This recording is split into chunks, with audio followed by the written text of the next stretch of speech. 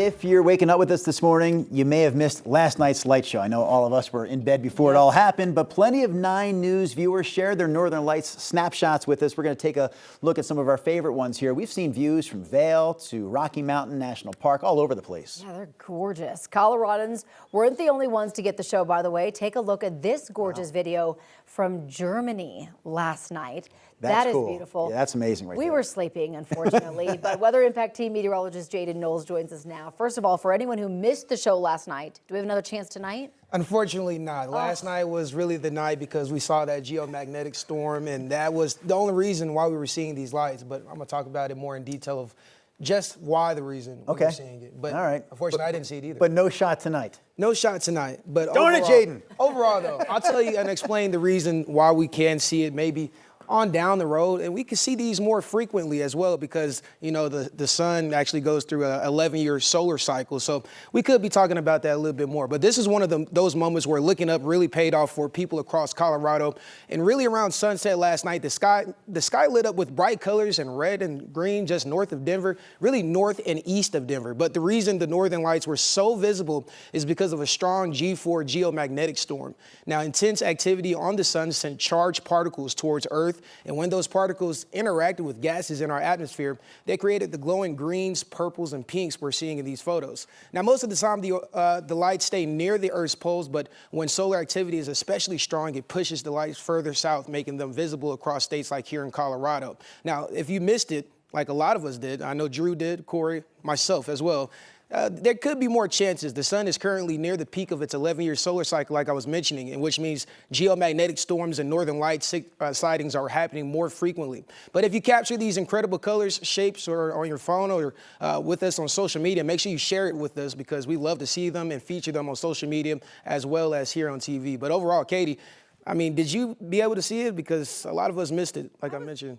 Just like, y'all, you guys, sleeping. Well, I don't know. I know you like to stay up every once in a while, so I didn't know. Oh, calling me out this Tuesday morning. Thanks, Jaden.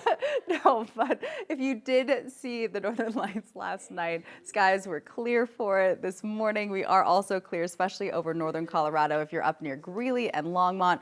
But we have been seeing some areas of patchy fog. Visibility currently fine over the I-25 corridor for the most part, but if you do encounter some fog this morning, it'll mainly be over portions of the northern part of the state, and then it'll taper off really quickly. So we're under a clear sky in Denver. Visibility A-okay if you need to be anywhere, but it is cold. Right now we dropped down to 17 degrees out of the airport, upper 20s, Central Park and Centennial, and right now only at 11 degrees in Lyman with 10 in Greeley. So our mountain towns this morning, some single digits and teens, definitely want to layer up. It's chilly out there, and we'll stay under a mostly clear sky through mid-morning. 10 a.m. will be at 43 degrees. No hazardous weather expected at a Denver International Airport, but it will be windy at times. No advisories set to take effect here over the metro area north and west, but we will be seeing some gusty winds and also with low relative humidity expected over the northeastern plains, warm and dry, Sterling, Julesburg, and portions of southern Colorado down into the Springs, Pueblo, also Buena Vista. Fire danger is elevated. For today, it's going to stay dry. Tomorrow and Thursday, really across the state, we have not seen enough snow in the mountains and even for the Denver area, 9.9 inches only. And then typically by the end of the month, we see around 27 inches of snow.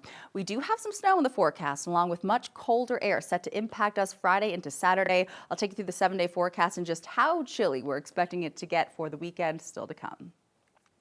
Katie, thank you. Video obtained by 9 News shows a brief prison altercation involving Tina Peters at the La Vista Correctional Facility. In the incident caught on camera Sunday night, Peters steps out of view in a doorway. Another inmate approaches and is partially obscured by the doorway for about a second. Then Peters is seen pushing her across the room. The Department of Corrections says neither woman was hurt. They were separated for their own safety. The Department of Corrections is now investigating this incident. This isn't the first physical altercation involving the former Mesa County clerk caught on camera. In 2022, she was seen kicking a police officer, serving her with a search warrant in a bagel shop in Grand Junction. Now, what looked like a pretty sure way to cut down Tina Peters' prison sentence may not happen after all. Last week, Colorado's Court of Appeals questioned whether Peters was overcharged and oversentenced, noting that a misdemeanor appeared to be treated as a felony. That accounts for about 15 months of her 9-year sentence. But our legal expert dug a little deeper and found a key issue here. That misdemeanor didn't even exist under state law at the time Peters committed the crime. So one of Peters' charges was felony conspiracy to commit criminal impersonation for a crime that happened in May of 2021. She was charged with a felony because that's how the statute read at the time. But today, it's a misdemeanor. The law that was in effect at the time the crimes were committed is the law that applies. Peters was sentenced to 15 months for that specific charge. 9 News legal analyst Scott Robinson told us, though, even though it was a felony at the time, since it's a misdemeanor now, the judge who sentenced Peters could have chosen to give her a misdemeanor-type sentence for that charge. New this morning, Governor Jared Polis says that Colorado law enforcement can and should work with the U.S. Drug Enforcement Agency. According to our partners at the Denver Gazette, this comes after federal officials claimed Colorado's so-called sanctuary laws made it tough to pursue drug cartels operating in the state. Colorado has laws in place banning local law enforcement from cooperating with the feds when it comes to enforcing immigration law. But federal investigators say it's had a chilling effect on cooperation. Over the weekend, Denver Public Safety sent out an alert about a shelter in place to thousands of phones. Some were as far away as the airport. They later said it was only meant for a 2-block radius near DU. That alert went out just before 8 o'clock Saturday night. I know a lot of our viewers got that alert. The message directed people to check the Denver Police X account for more information. Denver Police, though, didn't update their account for another 45 minutes after the alert went out. Denver's wireless emergency alerts often direct people to the X accounts for the police department or Office of Emergency Management.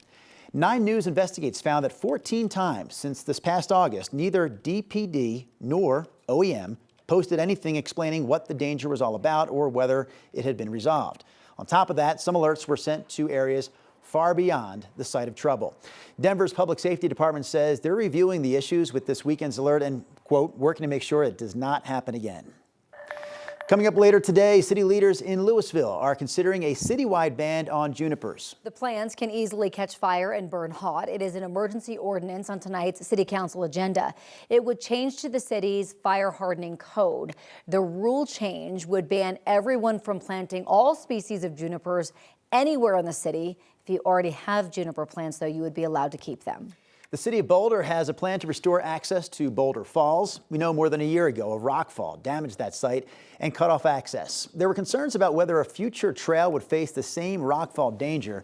The city says it's moving forward with a new viewing platform design at a safer distance away. The city says it'll start studying design options at some point this year.